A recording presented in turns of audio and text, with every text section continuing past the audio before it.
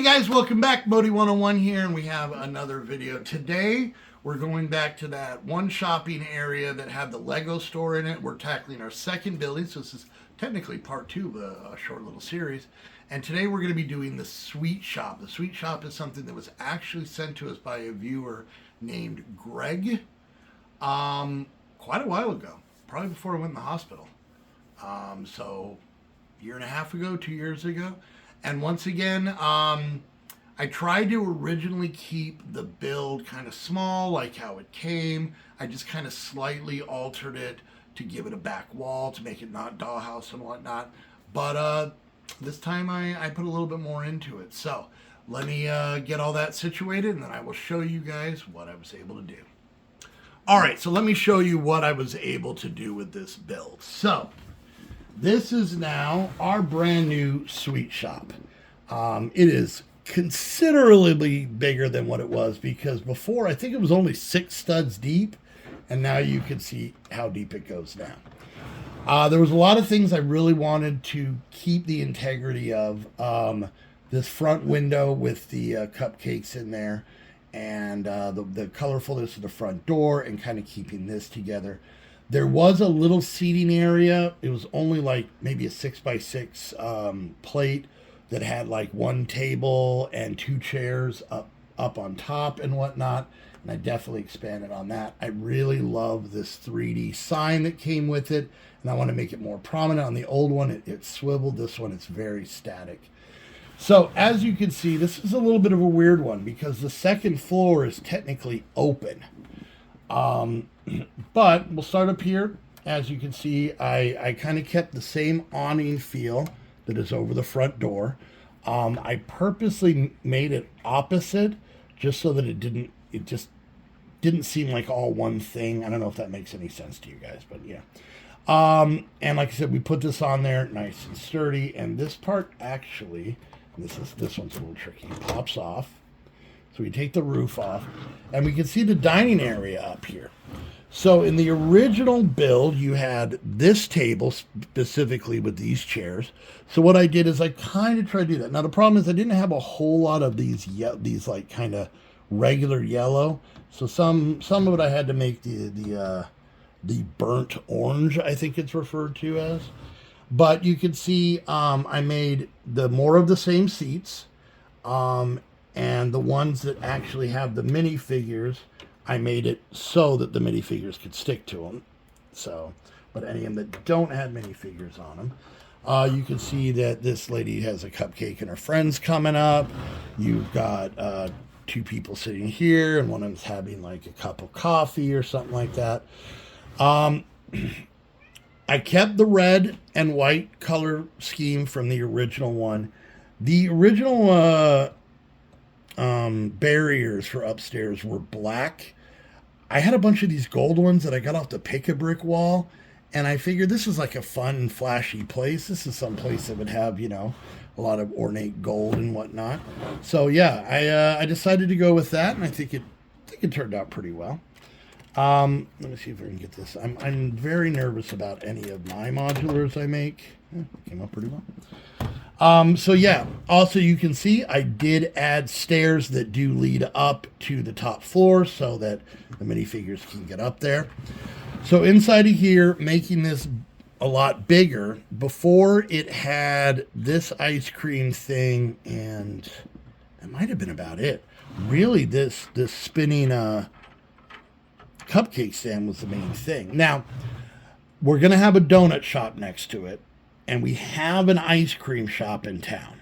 So I really wanted to make this more cookies and cupcakes. So I built this back wall, and I tried to find all of these, even dog cookies.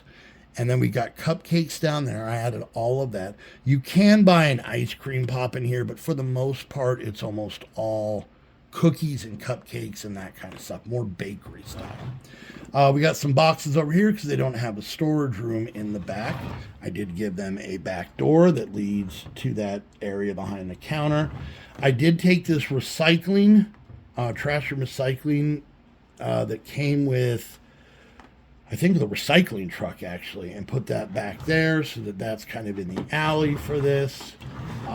We've got a grandmother and a granddaughter. She's pointing out, she's telling her she has to have a cupcake. It's like not want, like medically, like there's a medical condition that she needs a cupcake. And I think grandma does too.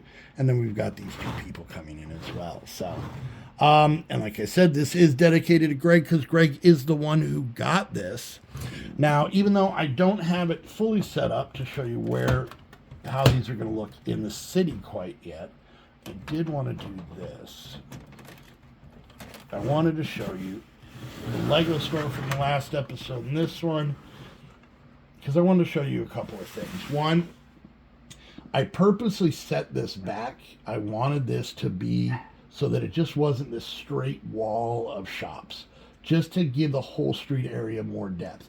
The next one will probably be pulled out maybe to here. Not as far as this one. I want that pushed back feel to it.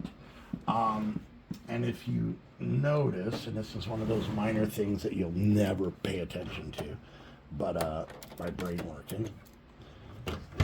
If you look when they're lined up, the window to the Lego store fills in perfectly with that cutout there. So it could still get light in there.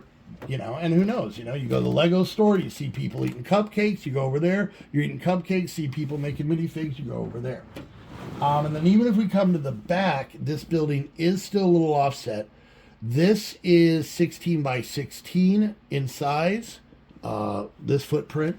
This one was actually 24 by 16, so you can kind of see the difference on that and how the backs kind of line up. I purposely put brown doors because the concept is like a lot of this was all built at the same time, so they had this aesthetic to it and whatnot.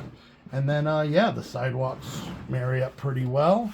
And yeah, I'm very proud of our little cupcake shop here. So this was donated by Greg's, but this is obviously Heather's Cupcakes, obviously. So anyways, guys, there we go. There's our sweet shop, and very happy about it. I was very troubled with what exactly I wanted to do with all of those builds, because mind you, they were set up for a different purpose in the old city, and I wanted it to have more of the modular feel, and I think these turned out really well.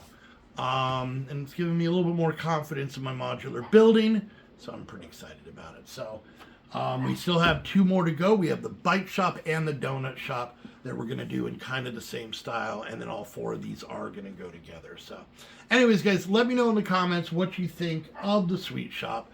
I hope you guys like it. Don't forget, the best way to help out the videos, to get these videos out there, like, subscribe, click that bell, leave a comment, share on social media. Doesn't cost you anything, just helps me out greatly.